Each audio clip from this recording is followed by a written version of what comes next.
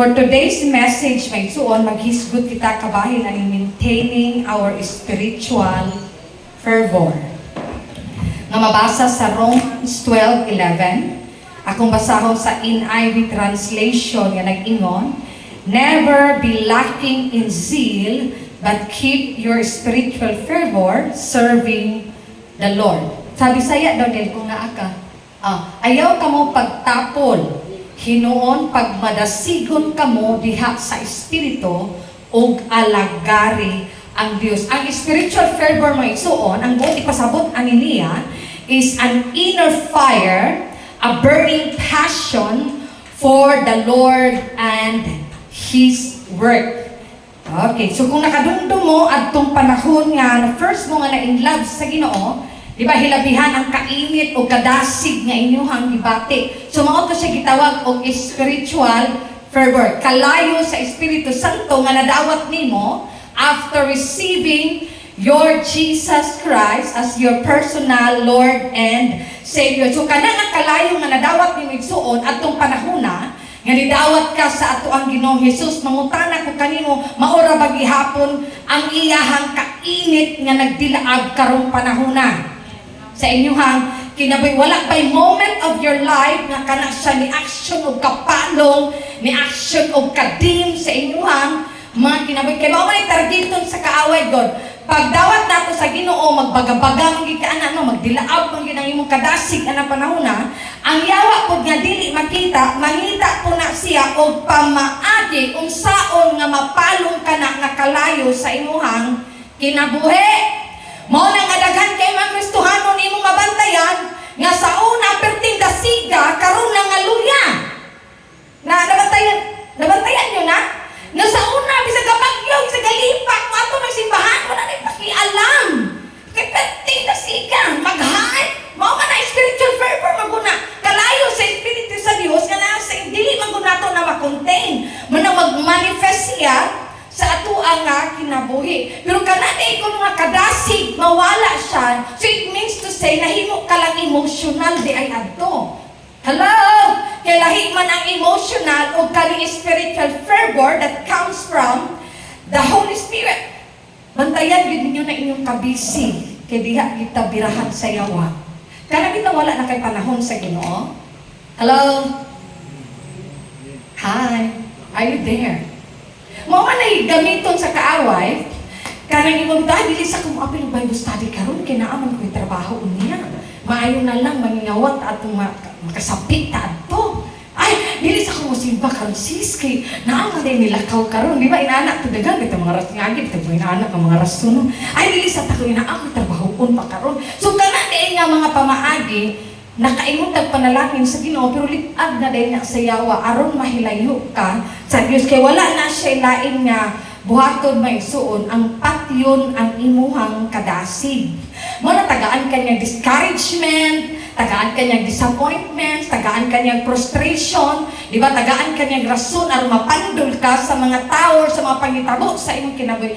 Kay once ang tao mapandol, once ang tao ma-discourage siya, maapektuhan gina ang iyahang gugma sa Ginoo. Tinuod dili. Ganun nawa magkag-isa ka bulan sa unang panahon, di ba kay na-offend ka? Ganun nawala magkagpilang tuig kay nahigubos kang pastura.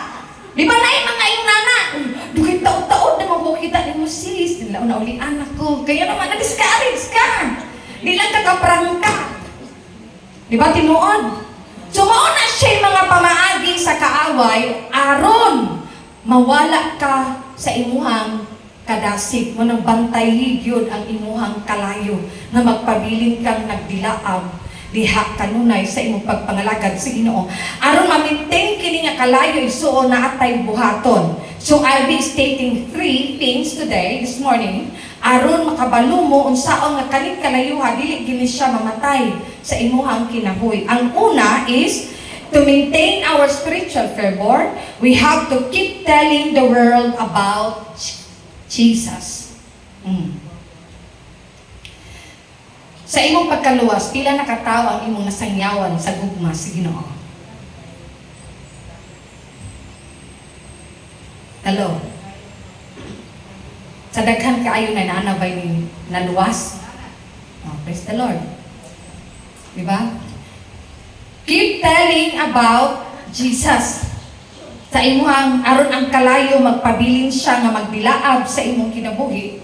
So gikinahanglan di ay nga sangyawan nimo ang mga tao bahin sa gugma sa Ginoo, bahin sa kaayo sa Ginoo, bahin sa milagro sa Dios sa Ginoo sa imuhang. Dili ka moundang og sangyaw an hangtod nga duna ka gininhawa, dili ka moundang sa pagsangyaw sa mga tao kung kinsa ang Dios nga imuhang gialagaran. Are you following? Di ba kung naka may encounter nga bagong higala, imong silingan, kauban imong trabaho, di ba dili man din matik-ong na imong bakba nga sanyawan, gindi mo sila sa kaayo, kinsa si Jesus sa imuhang kinabuhi. Uy, abi ni mo sis, maayo baya kaayo ang Ginoo kay ato isang adlaw, wala unta ko ipalit bugas.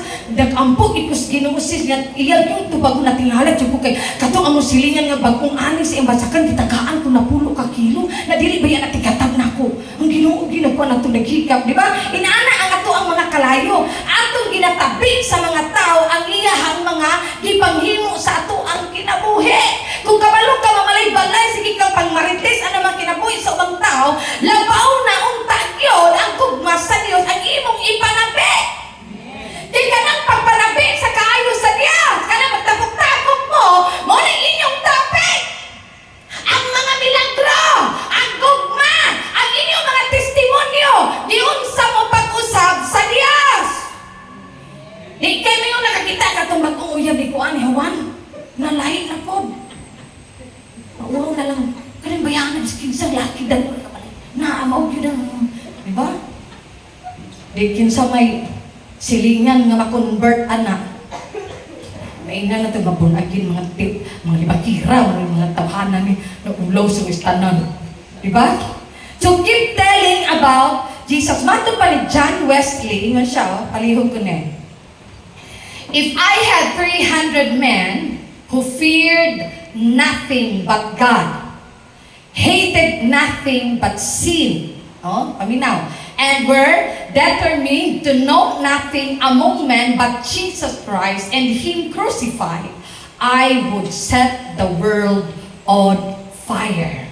Mag-agree mo, nakasabot mo sa inyo ni John Wesley, kung naa siya tulong ka, gatos ng mga tao, wala gikahadlukan, gawas sa Diyos. Di ba? Walay lain di kaligutgutan kundi ang sala, no? Walay lain gustong mahibalaan sa kinabuhi kundi si Jesus Christ lang ug ang pagkalansan pwede niyang ibutang sa kalayo ang tibuok kalibutan. Imal 300 men, oray gipangayo kung kaning mga tawhana determinado gina kay musangyaw kung kinsa ang Ginoo sa kalibutan. Ang tibuok Oroquieta City, kung ang tibuok Tagalayawan on fire nga magsangyaw ni ini nga parihan ni John Wesley, dili maabtag tuig na mahitabong revival ang syudad. Tinungan ba yan na? Ato ang syudad ra, pero kang John Wesley sige yun niya, I would set the world on fire. Ang tibuok kalibutan ang yung gusto ma-set on fire. Ato ang Oroquieta City ra. Sa inyong barangay, dili pa mo ka-fire. Tinuan nila. Na, pilang tuig na kangga, gapuyuan ang inyong barangay since birth. Pila naman kakalang ang imo nadala sa tila sa Ginoo. Sige daw, anis kasi at mo. Di ba? Ngano man? Wala ka ani. Wala ka ani nga kalayo sa imuha nga kinabuhi. Mo nang pagpadayon sa imong pagsangyaw. Padayon, bahalag dili na sila mudag. Ang nakabait dito sa mga Kristohanon karon maayo lang tang matudhatod og istorya pero dili ta kabalong sangyaw sa pulong sa Ginoo. Mao man ang karon tininuod jud ni. Maay ka na manilingan, maghatod ng istorya, pa-istoryahon ka na kinakoy sa ibang-ubang mga tao, maayo kita mo padpad, ana. Pero pa-istoryaha, paampo, adik, katingog. Kita ninyo, walay fire. Magbula-bula na ba rin atong bakbaw, pa-istoryahon tag mga chismis. Di ba, malagsik-lagsik din atong laway. Pero pag pa-exhorton ta, isa lang ta ka-versikulo, magkangakang, dili ka lahos. Pero palibak ka, magna kung laude. Tinuo dili. Mo na inay tapad mauwaw na kita aning suon. Magkauwaw na kita.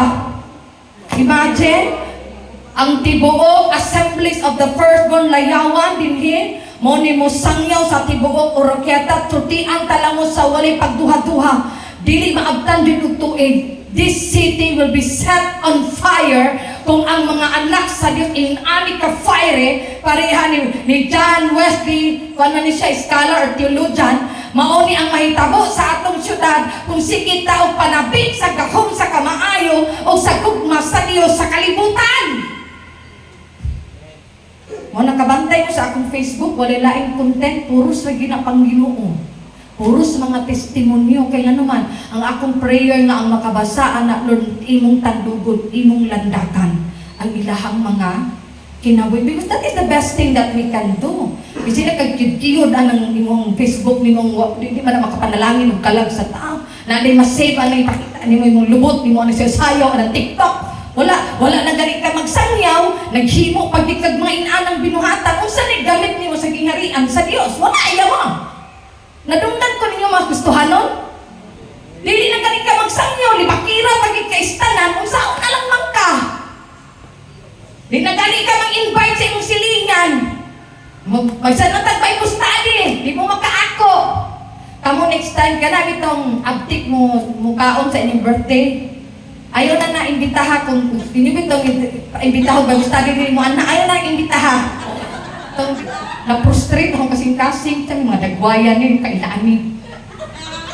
Dapat ang inyong imbitahon ka ng kauban ninyo sa simbahan o kaon. Pero pag Bible study, way labot ng dili mo anak o imbitahon niyo, maminaw tas pulong sa Ginoo, di ba? Ay, manglabas ako, ay, naamil ako. Pero may na-birthday niya, on time pa. Na, ang kaon ko nula 5, abot ko 5:30 ang mga bisita, daghan na kaayo. Anak ko ba, inani ang tag na Bible study, 4:30 intak na. Di kayo nagsugo na kasi timidyo, pa'y nangabo. Di man kaon sa lawas. Di ko angay. Mabito magpakaon ko, dili ko magpakaon, anang dili ko, kani bitang dili, apil o akong mga, inon ako, ay apil tagpan, dili, ati ko may bike ni mo may karon. Anak ko, anak kong prinsipyo kay kabalo ko. Dili ko mo invest anang mga tao nga dili interesado sa mga espirituhanon nga mga butang. Ikalibang raman mo na lechon. Ang pulong sa Ginoo mo ni mo usab sa imong kinabuhi. Mo ni mo dala ni mo langit nga dili mo tagaan og interes. Sa pagkun sa kalami nilang humbag, ikalibang na ni mo na taod-taod. Pero ang pulong sa Dios mo ni magdala ni mo deliverance. Nga dili mo mag-interes. Ay, dili ka na imbitahon. Never. Ba? Tinuod dili. Nanong kugihan kay ko magpakaon sa mga young people sa una sa Pines. Kugihan man sila mo attend sa akong Bible study. Pag ingon ako alas 7, pag abot na mo sa Pines, 6:45, ana sila tanan, malipay man ko ana. Ano pa kanon ginako sila glami? Kung kato mga tapulan, never. Yung kumugasto ana ng mga dili interesado sa Panginoon, ikubuanan na. Kisa may tagaan ako sa mga guwapang hills. Turang tanaw na ko nga kugihan niya, maminos pulong sa Ginoo. O di akong tagaan. Nakadumdum atong testimony na ko sa una. Kato dili galito siya interesado mo simba, pero gitarget din ako siya, giampo na ko siya sa Ginoo nga, Lord, iwasa gining bayhana. Hapit na hurot akong salina o hinatag. Salunan mo anak. Hala, magdala naman kong itlog. Sa kung saan, ako mahuna-hunaan. Magdala naman kong itlog, magdala naman kong bugat, sliced bread naman to. Nagbisita na ako sa ilang balay. Purmiro, iyak mo yawa-yawaon, pisti-pistihon. Nagdali silang at sa una, pag ato na ko, wala po ko nila giingon anak. Pero katong katilaw, dyan kong inana. Mga pisting, mga giatay ng mga tao, kaya pagtuon nila ang Diyos, kaya dili Ginoo. Nagkabalo dyan ko nga ako, yung gipadung-dumugan. Ako, rabi, tao, nagpadulong, no? No, pero ako yung give up. Bahala pa, balikas ka diya. Di ko undang, ari balik-balik. Maaturo ko din yan, mag-story ko siyang manghod. Mauna nga akong ginong bitaw ni mo, nga walay sakripisyo nga. Kana bitaw utangon, sa nakita gid sa Dios ang akong kasing-kasing at nga sige ko balik-balik atong pamilya ha. Sige na ko gidalas sa mga Lord, maluoy kaluwasa itaw ning bayana Ginoo kay maot kay bakba Lord, maot kay batasan Ginoo, kay perno gini mo niluwason Ginoo. Yung tunga, bitaw na nagpinakalit, Hinuon na dumipas ka ng purata. Simba na siya kalit. Nakaingon ko din. Ang tudyong adlawa, mao'y sugod nga wala na gid siya nawala sa simbahan hangtod karon. Worship leader na siya sa simbahan. Nakita ninyo? Because makita sa Ginoo ang imong pagpaningkamot nga muwin ka og kalag para sa iyang kahinayaan. Ang sauna nga tamalikas karon nagamit na sa simbahan. Dili na siya na po nagsangyaw sa iyang mga kaparintihan. Nakita ninyo? Hello? Inaana ang binuhatan sa mga niluwas. Giluwas ka aron ikaw sa ang magsangyaw ngadto sa mga uban. Mana ang pag-disciple og tao, inubanan gina sa imong oras, sa imong panahon, sa imong kusog ug sa imong finances. Mo nang dili dapat hakog ang mga anak sa Dios. Huwag kita mawilihon ng kitag mga gamit ba? Mawilihon kitag kwarta, kay sayang, mahal. Di ba inanang atong attitude? Kung sa may dili anak, kung maluwas ang tao. Nakadungdong atong giingong ni Charles Spurgeon, nga bis ang isa kakalag, worth gastuhan o pila ka bilyon. Kung ang kapalit anak, makaila siya sa Ginoo. Hello! Mao na nga ang mga disciples si Jesus sa unang panahon, bahalang patyong sila, di ba nagkalain-lain mga manners of death ang ilang giatuban. Naigipana, naigilansang o tiwari nga si Pedro, naigiluba, naigibitay, laylayang lang mga kamatay, naigibitay, kabayo, saipay siya, gitunga siya. Pero nga nung dili mas na mahadlok sa inyong anak at klase ng kamatayon, because they were filled with the fire of the Holy Spirit. Nga nung wala may hubas-hubas ang ilang kalayo mga igsoon, kay wala sila yung undang pagsangyaw kabahin ni Jesus. In Acts 14:16-20, akong basahon na, what should we do? Okay, kanina. What's an NIV? What are we going to do with this man? Ang nangutana ni katong mga council sa una, ang niyang pasabot ani this man, si Peter o si John. They asked, everyone living in Jerusalem knows they have performed a notable sign, and we cannot deny it. Sa other translation, kaning notable sign is miracles. Lahi man na nila kung basahon sa kualami ni sa kuan sa nga Living Translation. What should I do with this man? They asked each other. We can't deny that they have performed a miraculous sign, and everybody in Jerusalem knows about it. But to keep them, paminang mo yun sa mga council ha, but to keep them from spreading their propaganda any further, ang propaganda nga ilang pasabot, ang gospel ni Jesus. Okay, we must warn them not to speak to anyone in Jesus' name. So ilang gibawalan si Pedro, si Juan, nga dili na mag-istorya kabahin sa ngalan ni Jesus. So they called the apostles back in the, ano sa di? Hindi naman ko kapasa sa kung agihin noon. Palihog ko nin. In verse 18. Verse 18. So they called the apostles back in and commanded them never again to speak or teach in the name of Jesus.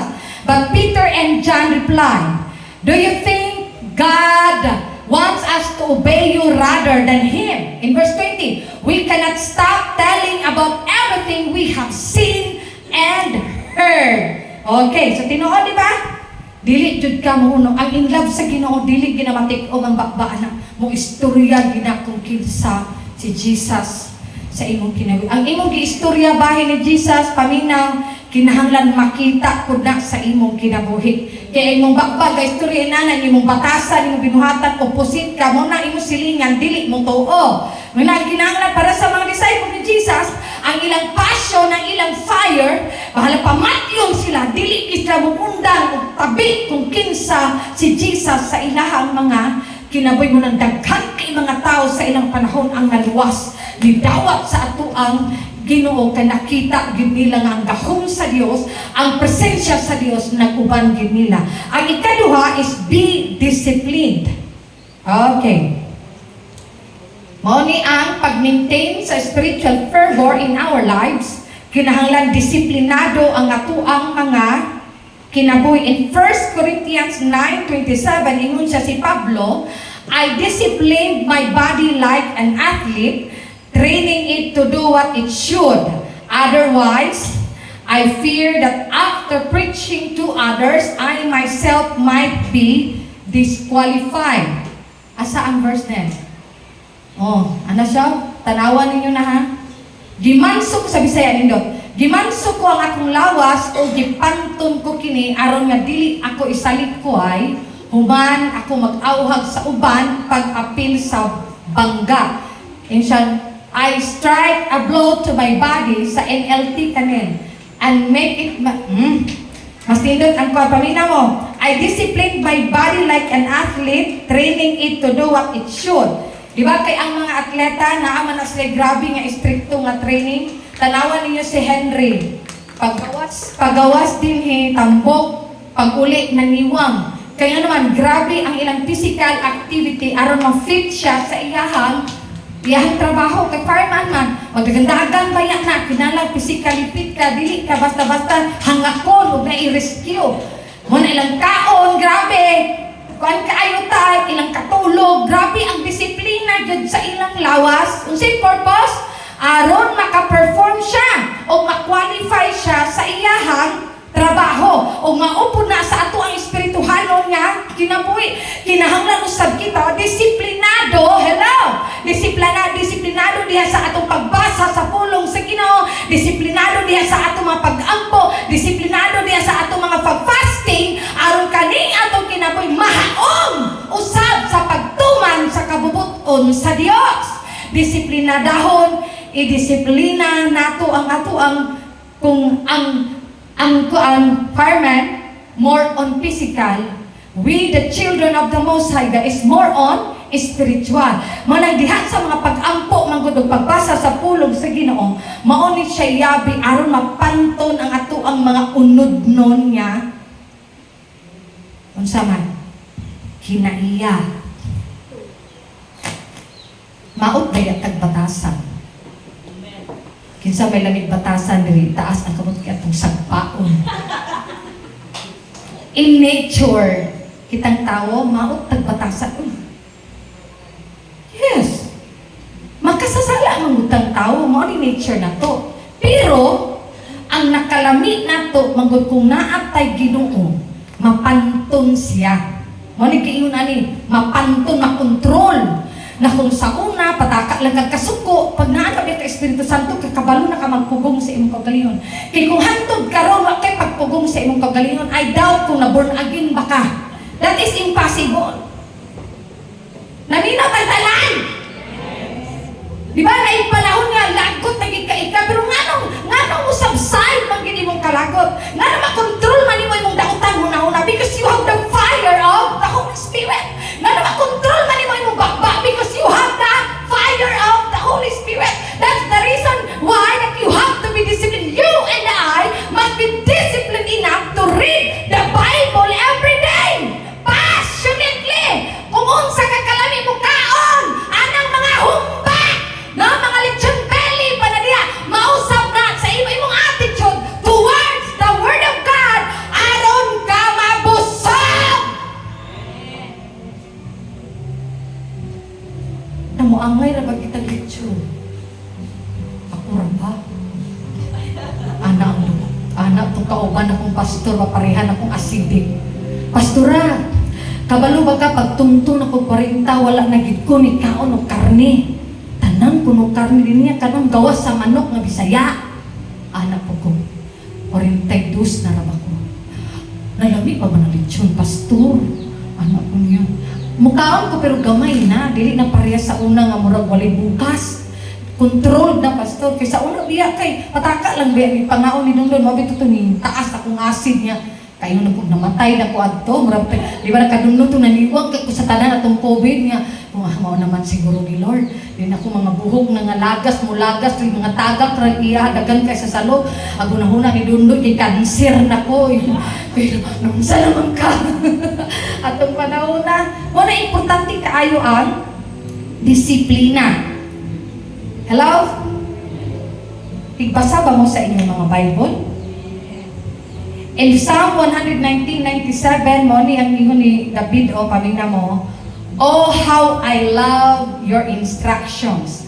Kaling instructions, mo ni siya ang pulong sa Ginoo. Kung mabasa mo sa Book of Psalm, maka-encounter mo anang word nga instructions, laws, statutes, di ba? Mabasahan man nila sa lain na translation. Kana siya, nag-refer na siya sa pulong sa Ginoo.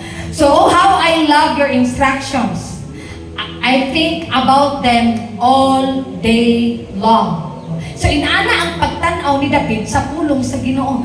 Kung ang imong tinanawan sa imong Bible, parehas sa imong tinanawan sa lechon belly, dako na kay improvement karon. Diba? Sige gali kagkaon, managko ginang atong mga tiyan. Mabitong sa sinta nako kay sige lang tagkaon. Kung inaana po di atong attitude toward the word, sige kag basa, sige kag pamalandong sa pulong sa Ginoo. Mo nang matangtang ang ato ang mga amat hinay. Hello. So be disciplined in your Bible reading. Be disciplined in your prayer life.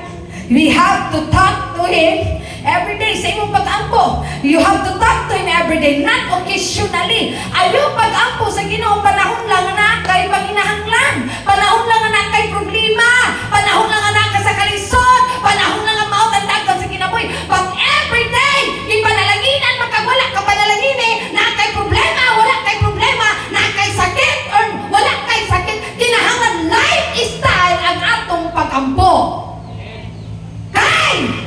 Maintaining the fire.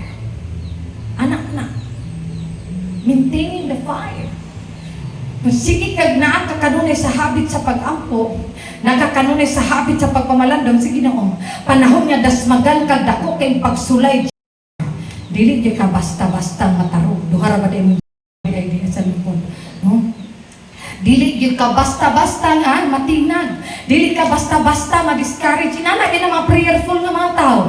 Dili ka basta-basta nga malugmay ka dayon. Dili ka basta-basta nga mawad-an og paglakingan man gasigi ka og ampo. Di ba? Walang kay palit og bugas, wa na nang luod na kadayon. Walang kapabayluan, hiubos na lang kadayon. Mga tao dili nang puon. Gamay ana lang sa yawa ba na nasilo ka na dayon. Di ba? Nasakit na pasakitan lang kang istorya, wa na backslide ka na. Nga naman, wala ka sa iyong aning nga habit. Are you there? Kaya ang kanunay gani kagaampo, basa sa Bible, gapuasa ko ka sa imong kinabuhi. Ang kalayon nimo ana lisod na mapalong, lisod palungon. Bisag kung saan nagsabog sa yawa, aron na siya palungon, aron kabugnaon, dili gid ka mapalong. Dili gid kanya ma-overcome. Mataghilay ka sa maigo ka. Di ba matsambahan kanya maigo ka. Oops! Sakita ato eh. Pero dili gid kanya ma-knock out.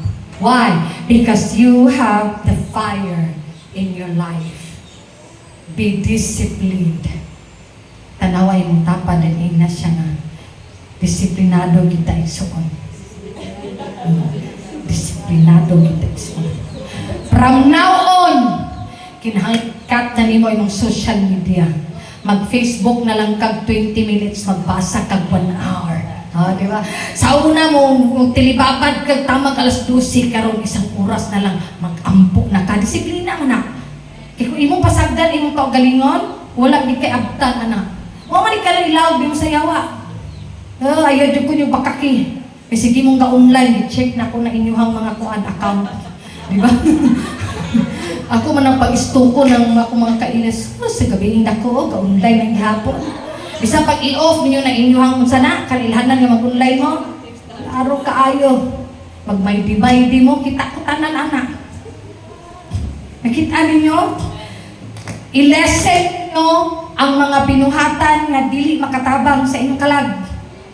Daghana og oras katong mga butang nga makapasilaob sa imong kalayo sa pagpangalagat sa Ginoo. Mo na panahon nga nakagiginahanglan, di nakamahadlok. Pila nagiginahanglan niyo? Nahanglan jud ko 50 mil karon. Di ka naman ni kasus kagamay.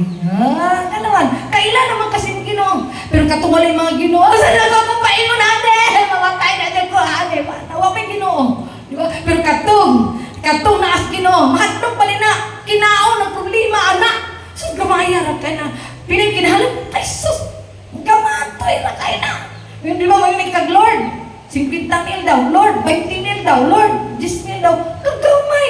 Salamat daan, dawato na kunoon niya Ginoo. Inaanaan mo ang deklarasyon. Natungod kay konektado kay ka sa Ginoo. Pag-ingon pala ni mo, Lord, kabalo na si Jesus, si Jennifer ni, padalhin na. Na siya. Yung wala pa idumdum na ito Ginoo natin panginahanglan nun. Yung wate panginahang bulyagon kita sa kalibutan. Ngayon naman yung Ginoo, nakapabak ka diha. Ang Ginoo pa'y pangutanog, nakapabak ka diha. Pagkaglips. Mga na siguro ang Ginoo, bito makatubag no. Mga na, ito naarang ko, ari ikaw may sigig palayo. Mga na, doon ang Ginoo. Ngano dili naman ka na ko mabati, Lord. Bisa man ka ito mga niaging adlaw. Baga, durong kagbabad sa kalibutan, hindi kalit na kagabugnaw. Di kasi mabugnaw, nga narang kakatubag silpon. No. Ang hugaw nga Bible, kay maro pa ko na sign nga binasa nga Bible. Ang mga Bible dito nga, hugaw nga nga crumple. Kani akong gigamit kay pag-uni ni siya. Pinalit sa akong young people atong last year sa akong birthday kay katong akong gidaog-daog nga Bible kay gamay small font dito to. Then di sa gusto akong budlat-budlat basta gabiin ako mabasa din naman ko kaklaro. Kani kay large font magid siya man maklaro na siya. Kato dili gina mahatag-hatag tungod kay daghan kay itong mga gipangsulat ako dito nga mga saad sa Ginoo. Gipangutangan ako date ug tuig. Then nangatuman ang uban, din apoy uban ato nga wala pa natuman mo dili gina ko siya ihatag. Akong ginampingan ako ipagamit itantan nga kanang Bible dili na pwedeng ihatag kana apay giingon ang Ginoo nako diya nga wala pa niya tumana. Ako man i-check kanunay sa akong Bible God. Kala Lord atong 2016 na abi kay gi-promise nako kapulat ko ani saad Lord nga moabot ni siya. Di ba? Pagsulatan na rin anak ko magbasag Bible. O sons of Jacob. You know, ang galing na yung mga saad sa Ginoo. Kanang sons of Jacob, ako nang sirkulan, alis din na akong ngalan ako sa anong tapat nito. O sons of Mincho. Naon ako na pagbasa. Akong itapat ako ngalan sa sons of Jacob. You know that you are the apple of my eyes. Gamiak kayo Ginoo. Di ba? Inaanak ang tamabasa? Ako rin yung anak. Di ba? Yung Lord, salamat kay Ginoo. Yana, baya na. Kailan baya ka sa author? Hello? Misli na ito kanuna itong adagpoy. Ano man yung kapoy na ibasa Bible no? Nakabantay mo? Pero dili yung kapoy mo tagpag TV. Mag-YouTube, mag-Netflix. Diba? Sus, bisang pagtamag bandira ng lunas kadlaw, lamig yung itanaw.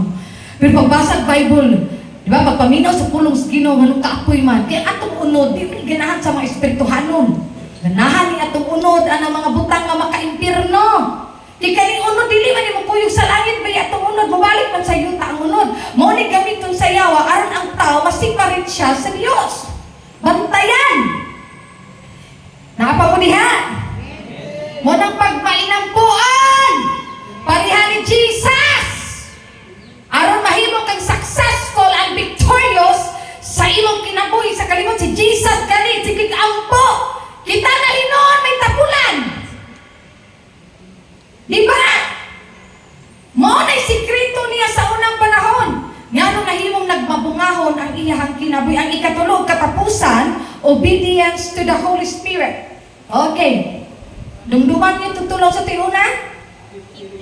Keep telling about Jesus, kailan na magbasa din na ano, diha. Then be disciplined. Then obedience to the Holy Spirit. Nakita ninyo? Ang obedience to the Holy Spirit, ang buot ipasabutan namin ito is listening to Him, following His instructions, and obeying what He wants us to do. Mauni pag-obey sa balaan ng Espiritu. Kung inon galing ka sa Espiritu Santo, bakod na dialog na, pag-ampo na, mubakod jud kag mag-ampo ka. O pag-ilis na niya, Diyos siling kay mo simba ka karon kay Domingo, mag-ilis jud kag mo simba jud ka. Pag-andaw na diha, laylay kay na prayer meeting ka. Mao ni mga tingog sa Espiritu Santo nga madunggan nato sa matag karon ug unya ang pangutana. Gi-obey ba ninyo? O diba? Naisilensyo. Right? Kaya ang balaan na Espiritu, paminaw mo ha, siya ang source yun sa kalayo. Siya ang mo empowers, siya ang muhatag nato o gahom, siya ang mupuno ka nato. Mao nang kinahanglan nga kaning kalayo nga naa nga gikuptan nimo, i-maintain gyud nimo pag-ayo paningkamuti nga dili na siya kayang palungon sa kaaway. Kay mapalo man na siya gyud. Unsay makapalong niya? Kabalo mo unsay makapalong? Kapag masubo na ang Espiritu Santo sa atong kinabuhi. In Ephesians chapter 4 verse 13 siya, and do not grieve the Holy Spirit of God, with whom you were sealed for the day of redemption. Kaya doon na yung mga butang, palihog ko din, doon na yung mga butang nga makapasubo sa Espiritu Santo. Wala ni mo nasunod ang kapilin?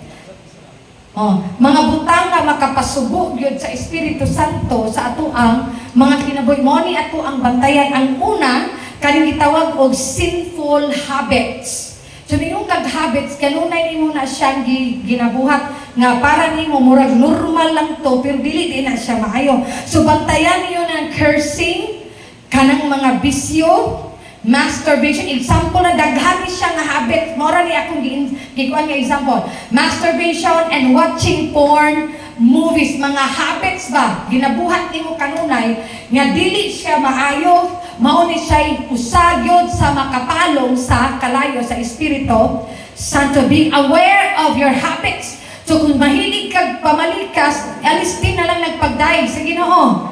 Diba? Kung mahilig ka og tan-og salida nga dili maayo nga dili ka mo tan-og salida nga maka pa-uplift sa imuhang kalag. Ang ikaduha, kaning sinful life. Bantayan po ning makasasala nga kinabuhi. Kaning hangtod karon naalag hapon kay bitterness, na kay anger, na kay jealousy, di ba, na kay hugaw nga huna-huna, na kay mga kahakog or sexual immorality sins hangtod karon ginabuhat lang gihapon nimo ni siya. Mo na nga magbound na mo nimo gapos nimo sa imong kinabuhi. Dili ka maka-excel sa imong espirituhanong nga kinabuhi kung dili nimo i-confess kani nga mga sala at tubangan sa Ginoo. Are you there? So beware of a sinful life. Kaya lami na babuhato ng sala. Ang sala ay parang credit card. Enjoy now, suffer later. Ano man siya? Kung unsa kalami ang sala, maupod ang kapait sa bugti niya. Maupod yung sa Bible, kamatayon ang bugti sa sala. Mo nang ayon yung tiaw-tiawi ang mga gagmay sala nga inyong gibuhat kay mauni pamaagi sa yawa nga gibitik ka nga dili na ka makabantay hangtod nga magapos ka og dili na ka kagawas. Kay ang target sa yawa is to bring the people of God to hell. Hello. Then habitual sin. Unsa di nga habitual sin? Mo ni intentional. You keep on doing the same sin. Nangayon na ganit kagpasaylo, pero imo lang paghapong ibuhat. Naatan, diha, mga igsoon. So kaning mga salaa di ay nahuman ako, bantayon.